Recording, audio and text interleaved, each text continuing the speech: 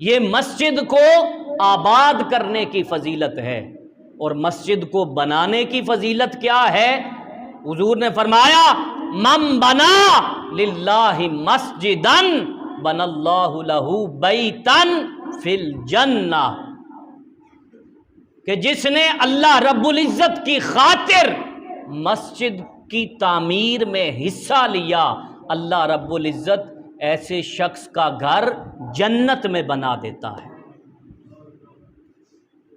اور غالباً حضرت عمر فاروق رضی اللہ تعالی عنہ سے یہ حدیث مروی ہے، آپ نے فرمایا کہ مسجد بہت بڑے حجم کی نہ سہی، ایک تیتر کے گھونسلے کے برابر بھی اگر کوئی مسجد بناتا ہے، اللہ رب العزت اس کا گھر جنت میں بنا دیتا ہے۔ اب تیتر کے گھونسلے کے برابر مسجد تو نہیں ہو سکتی، یا اگر ہو بھی تو اس میں نماز تو نہیں پڑھی جا سکتی۔ پھر اس کا مطلب کیا ہے؟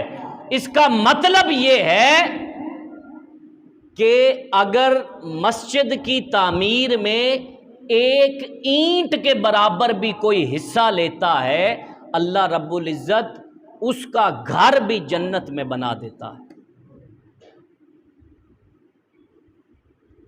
تو میں نے شروع میں حدیث پاک سنائی کہ مسجد کو آباد کرنا، اس کی فضیلت کیا ہے کہ اللہ رب العزت فرشتوں سے فرماتا ہے کہ اے فرشتوں، میرے ہمسائے کہاں ہیں؟ میرے ہمسائے کہاں ہیں؟